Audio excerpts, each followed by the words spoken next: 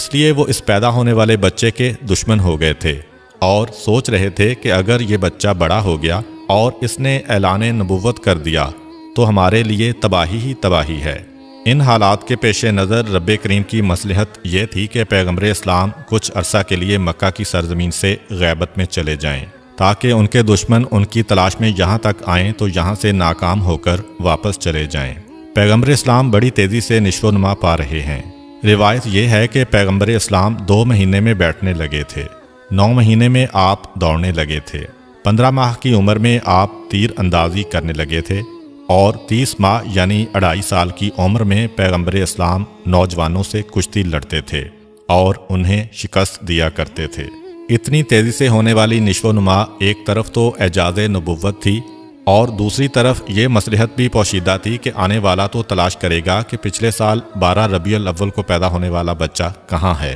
اس کے ذہن میں یہی ہوگا کہ 1 سال کا بچہ ہے، ابھی چلنے کے قابل ہوا ہوگا۔ چنانچہ اگر پیغمبر اسلام پر اس کی نگاہ پڑے تو شاید وہ نظر انداز کر جائے۔ اس کے ساتھ ساتھ ایسے واقعات بھی پیش آ رہے ہیں کہ نہ جناب آمنہ کو کوئی کام کرنا پڑتا ہے، نہ جناب حلیمہ کو کوئی کام کرنا پڑتا ہے اور نہ دادا حضرت عبد المطلب کو کوئی کام کرنا پڑ رہا ہے۔ جب جناب آمنہ کی نگرانی میں رسول رہے تو وہ حیران ہیں اور جب بی بی حلیمہ کی نگرانی میں رہے تو وہ حیران ہیں کہ جب کبھی ہمارا دل چاہتا کہ ہم ان کو نہلائیں اور ان کے سر میں تیل ڈالیں تو ہم دیکھتے کہ کوئی ہم سے پہلے نہلا کر اور کنگھی کر کے گیا ہے۔ عام بچے سو کے اٹھتے ہیں تو ان کی آنکھوں میں میل وغیرہ ہوتا ہے اور جب یہ سو کر اٹھتے ہیں تو چہرہ بالکل تر و تازہ اور حشاش بشاش ہوتا ہے۔ جب کبھی ہم نے چاہا کہ ان کا لباس بدلیں، پتہ چلا کہ پہلے ہی ان کو کوئی نیا لباس پہنا کے چلا گیا ہے۔ حتیٰ کہ کھانے وغیرہ کے سلسلے میں بھی جس گھر میں گئے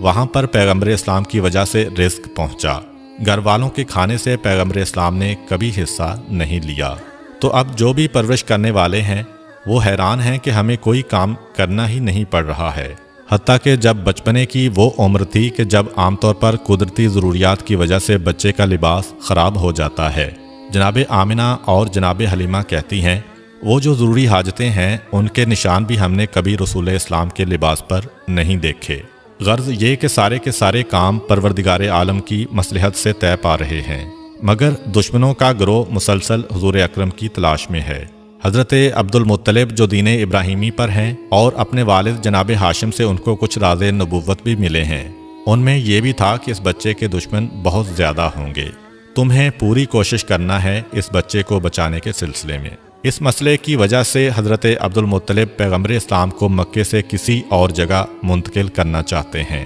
خاص طور پر جب ان کو پتہ چلا کہ اکثر یہودیوں کے گروہ آتے ہیں اور مکے کے حالات کا جائزہ لے کر چلے جاتے ہیں۔ یہودی بار بار کیوں آ رہے تھے اس کے بارے میں آپ کو بتاتا چلوں۔ دراصل یہودی بہت عرصہ پہلے سے ہی پیغمبر اسلام کی ولادت کو روکنے کی فکر میں تھے۔ عبد مناف پہ حملہ ہوا، جناب ہاشم پہ حملہ ہوا، جناب عبد المطلب پہ حملہ ہوا، جناب عبداللہ پہ حملہ ہوا، مسلسل یہ حملے ہوئے۔ روایت میں ہے کہ جب جناب عبداللہ کی جوانی کا زمانہ آیا تھا تو یہودیوں کی ساری سازشوں کا مرکز یہ تھا کہ کسی طرح انہیں ختم کر دو تو ولادت رسول رک جائے گی۔ یہودی یہ پہچان گئے تھے کہ جناب عبداللہ پیغمبر اسلام کے والد ہیں، اور یہ پہچان حضرت یحییٰ علیہ السلام کے اس کرتے کی وجہ سے ہوئی تھی جو یہودیوں کے پاس تھا، اور جناب عبداللہ کی ولادت کے وقت اس میں سے خون نکلنا شروع ہو گیا تھا۔ انہوں نے سوچا کہ اگر جناب عبداللہ کو شادی سے پہلے قتل کر دیا جائے تو رسول اللہ کی ولادت نہیں ہو سکے گی، چنانچہ انہوں نے حملہ کر دیا، مگر وہ حملہ بھی ناکام ہوا اور اسی کے نتیجے میں جناب عبداللہ کی شادی جناب آمنہ سے ہوئی۔ اب جناب آمنہ سے شادی کے بعد یہودی اور پریشان ہو گئے کہ اب کیا کیا جائے، کسی نہ کسی طریقے سے ولادت کے سلسلے کو روکنا ہے، اور اتفاق سے انہیں ایک موقع مل گیا۔ جناب عبداللہ کسی کام کے سلسلے میں مدینے جاتے ہیں،